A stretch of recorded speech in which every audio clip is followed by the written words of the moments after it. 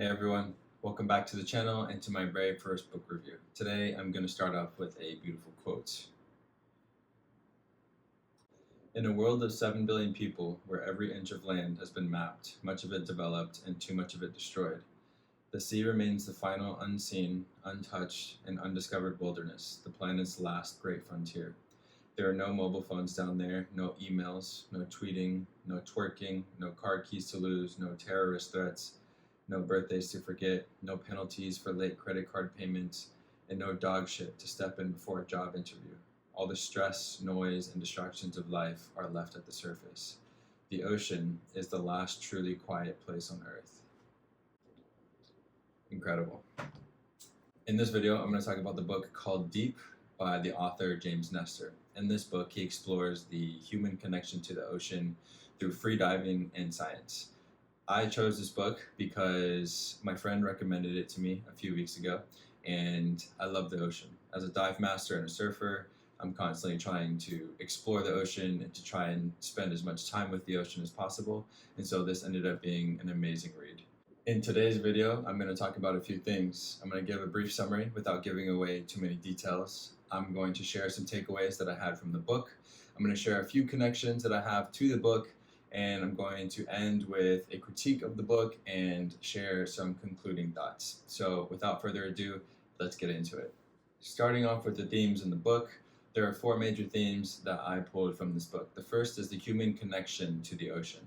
This is an incredible theme because the author shares various theories that really point to the human's biological connection to the ocean, and one theory even posits that all life started inside the ocean. Another major theme, the capabilities of the human body. So one of the major things that James Nestor talks about in this book is the mammalian dive reflex, also known as the master switch of life, which in my opinion is a crazy thing to call something, but it's an incredible feat of the human body, and I'll talk a little bit more about what that is later in this video. A third major theme is freediving is a tool to reconnect with the ocean, and so this is one of the major things that he talks about. He explores his experiences watching competitions and his own experience trying to learn how to freedive on his own. A last major theme in this book is the mystery of the sea. What he goes into in this book are the parts of the sea that we have not yet discovered or explored. Over 80% of the sea is uncharted and unmapped, and so it's a very staggering fact to think about, and he explores some of these parts of the ocean that we still are trying to learn about. In terms of the structure of the book, it's incredibly well written. James Nestor is actually a scientific journalist, and so he does a really good job of carrying you through the chapters, and he actually makes you feel like he's taking you down below the surface of the sea, and it's a very invigorating way to read the book. One thing that I personally loved about this book is the way he organized the chapters, which are by depth. And so he starts at 0 meters, and then you go down to about 300 meters, and to about 10,000 meters, and then 30,000 meters, and then he brings you all the way back up to the surface. So it's a very creative way to take you through the book. In addition to this, he alternates between science, personal narrative, and adventurous stories, and so he really has you gripped to the pages in learning about the ocean.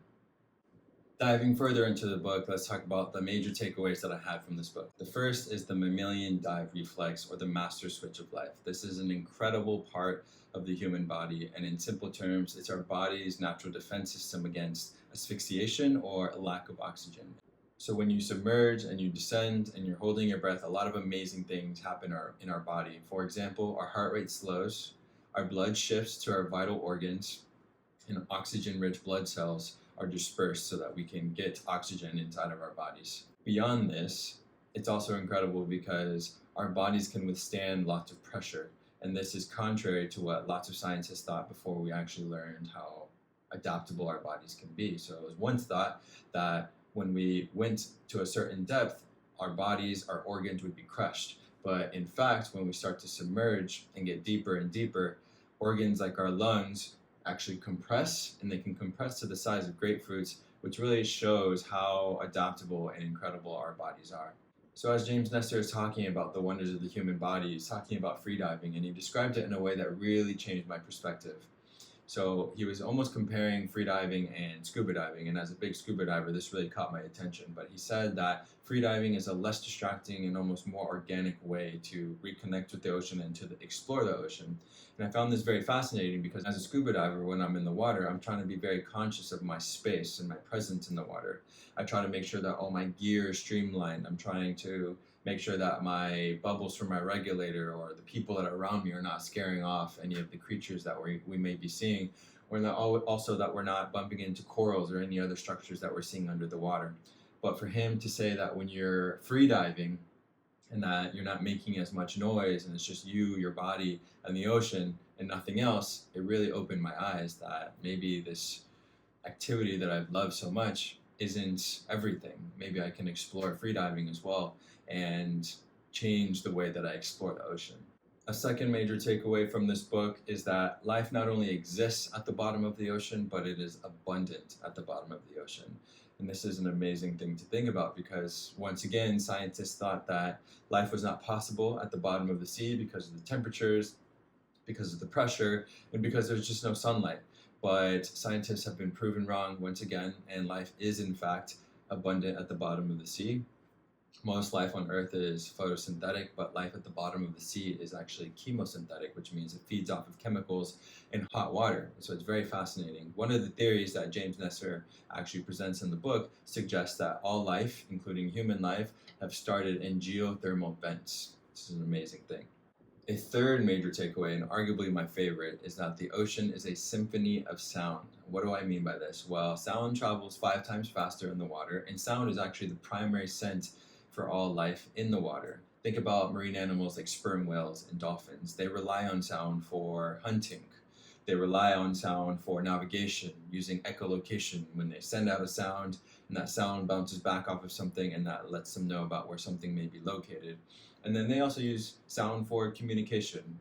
Animals like dolphins and sperm whales have a very complex language, and they can repeat sounds in a very precise way. And so it's actually an amazing thing to think about. A last major takeaway, and although this is not explicitly stated in the book, James Nestor does a good job of conveying the beauty of the ocean, and it's a reminder that we need to do everything that we can to take care of it. Corals are dying. We are polluting the oceans every single day. It's full of life and it's incredibly important to all of us. So what are we going to do to take better care of it? Now, for my personal connections to the book, I'm going to share 3. The first, as I've already hinted in this video, I love the ocean. I spend a lot of time with the ocean. I recently uprooted my life to live by the ocean. I surf every single morning. I try to dive whenever I can. And despite all the time that I spend in the ocean, after reading this book, I'm even more motivated to spend time with the ocean and to learn as much as I can about it. A second connection that I have to this book is in 2022, while I was doing my dive master course, I ended up taking an intro to freediving course because I found it interesting. It was just theory based. I actually didn't try to get into the water because I didn't have a lot of time, but it inspired me, and this book reminded me of the importance of doing something like this and being able to connect to the ocean in a different way. Admittedly, life caught up to me and I didn't get a chance to get freediving certified, but this book was the perfect way to remind me that I need to get back into the water and get certified. A third connection that I had to this book that I absolutely love are the amazing stories that James Nestor shares about his experiences trying to learn more about the ocean and freediving. It reminded me of my own personal stories trying to chase new adventures in the water and trying to just see and experience these marine animals in their natural habitats. Animals like mobula rays, giant schools of jacks, chasing hammerheads at 40 meters deep, swimming with whale sharks. I've been blessed to have incredible experiences with marine animals in the water. And when James Nestor shared his own experiences chasing sperm whales or learning about dolphins, it ignited a fire inside of me and made me want to get back into the water, to pack my bags, and to fly to Sri Lanka tomorrow. Moving on, I'd now like to provide my critique of this book. I'm going to create my own rating system of a 1 to 10. 1 being, it was really hard for me to get through this book. I probably won't ever touch it again. And 10 being, I would recommend this to anybody and I will definitely read this book again. I would give this book a 10 out of 10. It is an excellent book. It's really well written. It's inspiring.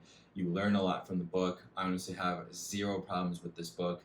And I would recommend it for people who love the ocean, but I would also recommend it to people who fear the ocean. I think this book really motivates you and inspires you to get into the water, to learn more about the water. I think we can get really caught up with life on land and forget that most of the life resides in the sea. And so I hope this video and this book serves as a reminder to get back into the water. In conclusion, based on reading this book and based on the freediving course that I've done before and based on conversations with friends that are freediving certified, if I could share one gem with you, it is that freediving, going into the ocean, is about the art of letting go. Yes, freediving involves holding your breath. Yes, freediving involves going down, but it's really about relaxing, controlling your mind, and just letting go. If that interests you, then I highly suggest you read this book. What could happen? Lastly, I would love to know, what's the most fascinating thing you know about the ocean? Drop a comment so that I can read it and hopefully I can learn something new.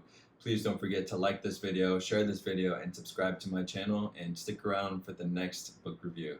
Thank you.